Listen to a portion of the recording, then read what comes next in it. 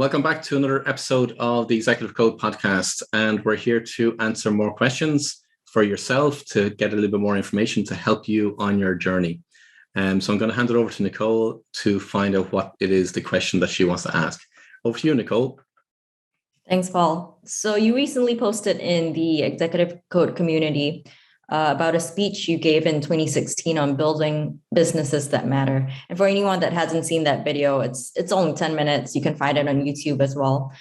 So we've talked about mostly personal development on, these previous episodes, but how can we more smoothly integrate making an impact on the world with developing ourselves? What can someone do if, for example, helping others is not high on their list of priorities? Okay. First of all, you don't have to if you don't desire to. So if it's not on your list of priorities in terms of it's not important for you, it's not about you that you have to, you should to, or you need to. That's the first go off. I think we've heard on an earlier episode whereby there are some people that believe in their life in a particular way. That's how they choose to live their life.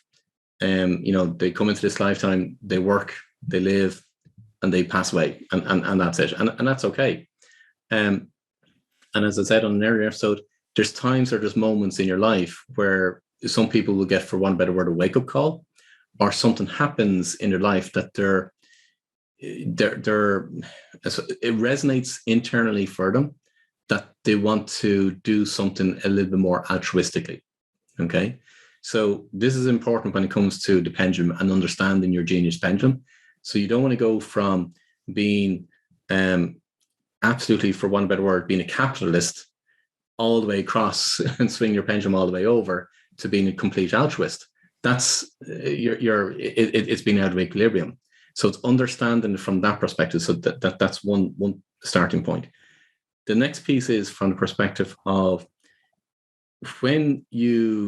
if you have that kind of feeling or motivation or something resonates within yourself that you want to make a difference, or that you want to be involved in some way in making a difference in other people's lives, whether it be through volunteering or a charity organization or whatever it be, it's how you want to go about it. Part of your question, Nicole, was around, well, how can you integrate it within your life and your business? And I see this quite a bit, and it actually trickles into a lot of other areas as well. So some people go on the belief that you've got to have and then do and then be. And what do I mean by that? Well, you've got to have the money in order to give to charity and then be happy. So that's the sequence that most people go on, as opposed to let's turn it on its head. And is what I teach my clients, to turn it on its head. And first of all, be, do, have. So instead of have, do, be, turn the other way around and be, do, and have. So be happy right now at the moment. Do what it is that you want to do, whether it be involved in charity or volunteering or making a difference or whatever it might be, and so on. And then have what it is that you want to have. So when you approach life from that perspective, now you're actually being what it is that you're here to be. So again, I talk about the purpose and the meaning of life is to be your genius you, to be. And that's where it starts off at, is being you. So a lot of people say, but when I get to reach financial success, or when I get to have the financial freedom, or I get to retire, or I get to a particular milestone in life, that's when they're going to be happy, or that's when they're going to do certain things. But no, be that now, and then do the things that you want to do now, as opposed to leaving it till you get to retirement or you get to a particular milestone. At that time, when I recorded that speech that you referred to, Nicole, there's an organization that I've been involved in since, which is an organization called B1G1. So B1G1 stands for Buy One, Give One. And that goes on the premise of whereby, if you can imagine that, you're going into a coffee shop, and the coffee shop owner or the barista, for every cup of coffee that barista sells, also gives a cup of water to somebody that's in a third world country. So every single time a cup of coffee is bought, somebody in a third world country gets water. Or what about where somebody that goes into an optician's and buys a new pair of glasses?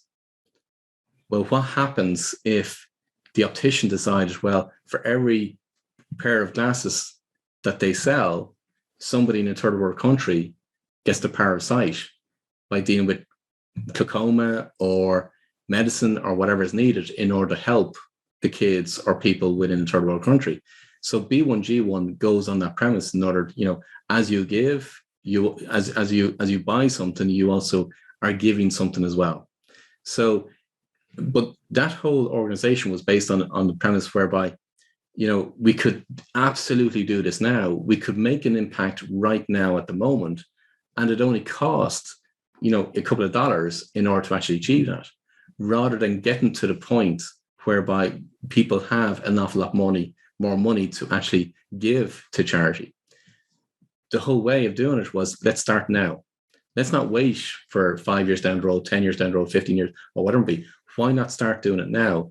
So there's a lot of ways of how people can be involved from a charity perspective, if being involved in charity is important, or being involved in volunteering. It's whatever you're drawn to or whatever it is that you want to be involved in. Ultimately, it's I suppose the purpose of that speech that was recorded was about building a business that matters. Now, what do I mean by that? Building a business that matters goes on the premise of, are you just building a business to make a profit, to pay the bills, to get you to retirement, or whatever it might be? Is that the intention of what it is that you're building a business for? Or is building a business about that you want to make a difference? You want to have an impact on what it is that you're doing, meaning your community, your society, the region that you're in, the country that you're in, or the globe that you're in. What's the difference you want to make? So when you start from that premise, from the point of view of what it is that you want to do with your business, and ultimately, in some respects, what it is that you want to do with your life, and now start and ask the question, well, if what I want to do with my life is I want to make a difference, now the conversation changes around what you want to do within your business, your career, whatever it is that you're the vehicle that you want to achieve. The two of them can absolutely go hand in hand. It's not a case of separate them. Some people say, well, I'll be involved in my business from Monday to Friday, and then I'll be involved in my giving work or my volunteering work on Saturday and Sunday or in the evening time. Why not bring the two of them together and see how they could actually be brought together and integrated, whatever it is that you're doing, whether it be as a career or as business? That's ultimately where it's all about. But when you're now setting up the premise from the point of view, well, my business or my career, I want to make an impact. I want to make a difference. Now that goes beyond your lifetime. So if you set short-term objectives from the purpose of, well, this is what I want to do between now and the time of retirement, whatever age that you want to retire. If it's, some people go on the best, but I want to be financially free, or I want to have a financial pension, or I want to have certain things done by a particular retirement age, whatever age that might be. But that's not really going to drive you sufficiently if it's not high on your genius drivers. That's one thing. But next of all, when you start to bring in, well, what's the difference you want to make, and what's the impact you want to make? Now, the more that's aligned with your purpose, well, then the better and easier it's going to be achieved. But look at it from the perspective of past retirement, even past your lifetime. What's the legacy you want to leave? And for some people, they don't want to leave a legacy, which is absolutely fine. It's whatever they believe is absolutely fine. But perhaps maybe it's worth reflecting on. Do you want to be remembered? And, my second brother passed away on the 1st of September last year. And one of the things that he said, or one of the fears that he had, was that he was going to be forgotten. And that intrinsically is in every single individual that you'll come across, that they don't want to be forgotten. And if that's the basis, we'll start now. Like, don't wait for 10 years or 20 years or 30 years down the road. Start now and ask yourself the question, what is it that you want to leave behind? What's the legacy that you want to leave behind? What's the difference or the impact that you want to have? So therefore you are remembered. And not necessarily about, okay, you're putting your name up in lights. That's not necessarily what it's about. Is you want to have that feeling, or that I suppose that sense that you've made a difference. Whether you get named or whether you get the accolades or whether you get the awards, that's besides the point. It's not about the recognition. It's about knowing that you've made a difference. And when you recognize the difference that you're making, well, then now that feeds into absolutely everything that you do in your career or your business. I watched a video a while ago where an entrepreneur discussed how when he started his business, his highest priority was, to make it profitable because, he needed the money, right? Yeah. But as the business matured and started to bring in steady profits, his focus gradually shifted towards helping people. And this seems to be quite common because I think for many people, eventually just chasing after profit loses its meaning when compared to helping to improve other people's lives. Yeah. And, as you suggested, why not do it from the start? Why wait for that point where you realize that money doesn't bring you as much as you thought it would, and then start helping people, right? Yeah, you're absolutely right. And again, part of it gets back to, the stage that people are in life. I talk about the different states of being, and two of the states that I refer to was the state of belief and the state of knowing. And when you're moving from a state of belief into a state of knowing, in a state of belief, you are more around, driven from a career perspective or a business growth perspective or a profitability perspective.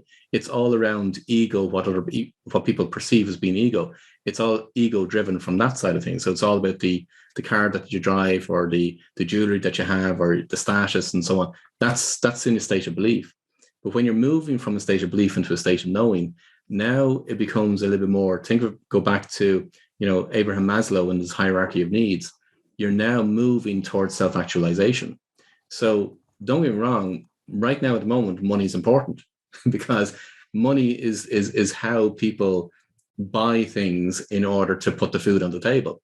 So yes, as people move up the hierarchy of needs, well, then money becomes important. But as soon as they move part of it or past it, now it's more looking at, as Maslow refers to, self-actualization. It's more knowing who are we, who am I, what am I here for?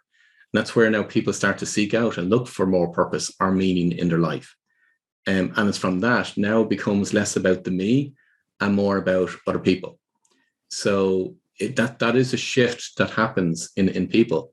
Not everybody, but it is a shift that happens in people. So it just depends on, in some respects, the stage you are in life.